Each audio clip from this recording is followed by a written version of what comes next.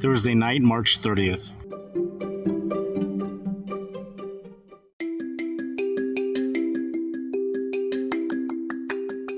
Super inspirational warmth is headed for the Chicago area for the first time this year.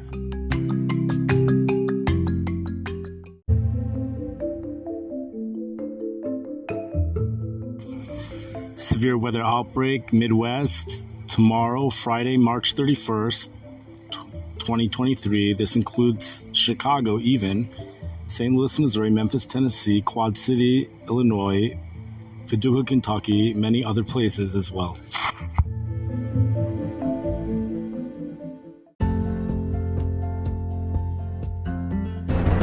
You are listening to Weather with Enthusiasm.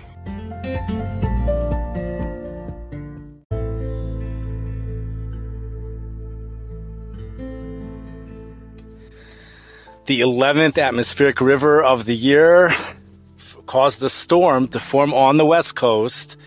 We have big stuff happening here tomorrow, here in the Midwest, and we're starting off in the beginning here. That storm moves, as usual. It falls a little bit apart as it crosses the Rockies, but it develops into a strong storm system over the Colorado area, and I believe that's happening tonight. This storm system is going to be bringing something into Chicago, something really good for everyone, for the first time this year. This is super exciting, almost like an inspirational event here in the Chicago area. We're going to be seeing the first time ever. Some people think it happened already, but it hasn't. The first time where temperatures officially will be going into the 60s for tomorrow afternoon. That's something quite amazing. I'm usually, yes. Thank you, crowd, for that. That's probably going to be the only time our crowd's going to be cheering for this one. So we have that warm air. It comes tomorrow. The price we're going to have to pay for the warm air initially is rain and perhaps some thunderstorms, maybe even strong thunderstorms. That is going to be happening tonight. That's when the front moves over the area. Tonight, that's when the warmer and more humid air comes into the Chicago area. After 2 a.m. towards sunrise, something like that, scattered showers, some rumbles of thunder, maybe even strong, could move through the Chicago area for tomorrow. This strong storm system develops in Colorado, and it continues to deepen and strengthen as it moves across Iowa and continues northeast. We have much colder air coming in for tomorrow night behind the storm system's cold front, which is also going to bring quite a windstorm for tomorrow night into Saturday. In fact, of course, we're going to be seeing precipitation along the front, but that precipitation changes over to some snow showers as you get into Shabbos later on Friday night into Saturday for the Chicago area. So we have real warm air that moves across the Midwest. Many places are already warm. Even some 80-degree readings is possible pretty far up north, and dew points in the mid and even upper 60s for portions of Kentucky, perhaps even southeast Missouri. These dew points are originating in the Texas area where they're in the 70s. They outdid all computer models. Dew points in the low 70s in the end of March. Amazing stuff. And that humid, warm air also is going to provide the fuel for some of these thunderstorms.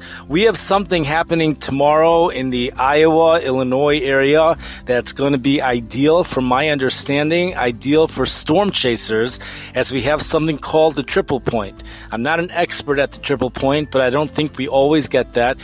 Or even if we have it, it's not always the best place for tornado formation. Here's the deal with tomorrow. We have a dry line here in the Midwest. That dry line that's usually in the plains, we have that dry line coming here into the Midwest.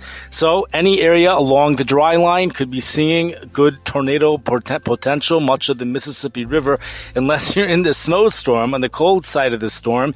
But areas especially over in southeast Missouri, just to the south of St. Louis, including Memphis, Tennessee, Tennessee has a good chance of seeing supercell thunderstorms. Well, put it like this. If they do develop, tornadoes are a good possibility. The triple point, from my understanding, is going to be in Iowa because that's where the low pressure system, the most intense low pressure, is going to be. So you have the three things over there: the cold air, the dry air, the warm air, and the intense low pressure. But from the way, again, here's the thing though. Sometimes triple points, if there's no capping, if the environment does not become capped, if it's unstable for the entire day, so when thunderstorms develop throughout the day, that reduces the amount of energy available for the potent evening storms. We don't for tomorrow, we will have capping taking place in the northern portions here in Illinois and Iowa. We're going to go through a time period tomorrow where there's not going to be thunderstorms. There might be some drizzle here in the Chicago area, clouds and drizzle, just due to the fact temperatures are getting so warm so quickly and the environment so moist. But in general, we're going to have a stable environment for tomorrow. So for tomorrow, when the cap finally breaks, we're going to have intense energy. It's going to be a real good place for the storm chasers to hang out. But storm chasers who have experience, you guys know best. Always remember to stay to the south in the eastern portions of a storm so that you could pull away very quickly. And these are life-threatening situations.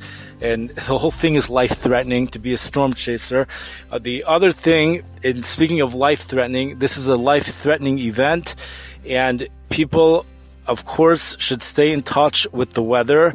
Those of us who are celebrating Shabbos Friday night, you must realize that the St. Louis, Memphis, Tennessee, these storms are coming in these areas already after sunset. This is especially true if these storms manage to make it to Chicago. The Storm Prediction Center has done something amazing. They've increased the risk level for severe weather here in Chicago to a 3. They've gone from a 2, we're now at a 3 here in Chicago. The highest risk is a 4 when you go out into the western portions of Illinois. The time of the storm development is expected to be for areas in West Illinois, around the Quad Cities, somewhere between 2 p.m. tomorrow and 8 o'clock p.m., says the National Weather Service. The time period for places out in southeast Missouri between 3 p.m. and 9 p.m. Here in the Chicago area, meteorologist Tom Skilling tells us, and the National Weather Service, between 6 p.m. and 10 p.m. The National Weather Service says it's going to be a quick 1-hour thing. That's what they say. In regards to whether the storms are actually going to make it this far east here in Chicago, that's always the question. Climatologically speaking, they tend to just weaken right before they hit Chicago or as they hit Chicago. They tend to weaken and fall apart. A couple hours ago, I saw the high-resolution rapid refresh model showed powerful storms, and right as they hit Chicago, they split. One went to the north, one went to the south. An hour later, the model showed the whole thing going to the south. But nonetheless, the Storm Prediction Center has Chicago at a level of a 3, which is quite high. These storms will be moving at highway speeds, 60 to 65 miles per hour, probably to our northeast or to our east. And that's also going to help strengthen the storms and strengthen the spinning them up and bringing down the damaging wind gusts coming down to the surface. So we have lots of severe risks for tomorrow. First of all, we have a high wind event even without thunderstorms taking place after the front moves through. Windy even before the front moves through. In fact, places out in Iowa and western Illinois will have a very severe fire hazard tomorrow before the precipitation arrives due to windy, warm, and very dry conditions. Fires could spread very rapidly. We have a large hail potential. That's true even tonight. Hail is possible even tonight. The thunderstorms that develop tonight might be weaker, but hail is a possibility due to the lower freezing level, says the National Weather Service. We have damaging wind gusts, which will be in any of these thunderstorms, along with supercell tornado thunderstorms tomorrow evening. Even as the storms, these are called nighttime tornadoes when they form in a squall line. Usually, a lot of times, there are no tornadoes on a squall line, but tomorrow evening, that's not going to be the case. We have other dynamics taking place, which is going to keep the tornadoes even during the squall line. In fact, the National Weather Service here in Chicago tells us that we might even have some long tracking, strong tornadoes. So that's something that we want to keep an eye on for tomorrow. A weather radio with anyone from the Radio Shack, I would say, or there's another one, I think it's called Midland, but I'm not sure, which has a very loud alarm, is a very good way, especially people who are keeping Shabbos tomorrow night. I think that would be ideal for all these places, the communities, Memphis, St. Louis, probably even Chicago. And then we clear out right after that. The next real high severe weather event, it comes in on Tuesday. The good news with that is that for Chicago, that means warm temperatures. In general, climatologically speaking, Chicago does not tend to get tornadoes. But we'll wait and see in regards to this, especially this early in the year. Even when it's mentioned here in Chicago, we tend not to get them.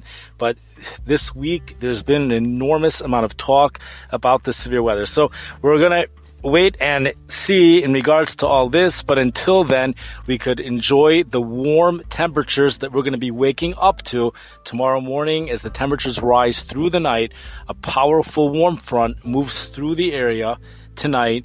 The warm air reaches Chicago for the first time later on tonight. Winds will not be off the lake as they were today. The winds are going to become south and eventually even southwest as we go into the day tomorrow. Thank you for listening, everyone. Stay safe.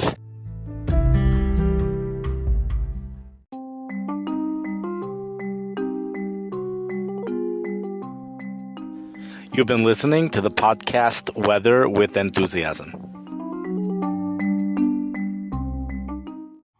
The following is a 1-minute trailer for this podcast. Following is a winter storm watch in effect from the Omaha, Nebraska National Weather Service. Several additional feet of snow is expected by Monday morning. Yes! People were reporting frost quakes. These are earthquake-like tremors. We have a powerhouse typhoon which has developed off in the Pacific Ocean. A big shockaroo to many of you. We have parts of the world that are so hot right now. Temperatures are expected to go into the low 130s. Recorded temperatures during heat bursts have reached well above 104 degrees. It's a rare atmospheric phenomenon. We're going from one extreme to the next extreme. Feet of snow are falling in Japan. Oh my gosh. Just Google weather with enthusiasm and they're all going to come up. For thunder and for lightning and the rainbow in the sky. For mountains and for oceans or a river running by.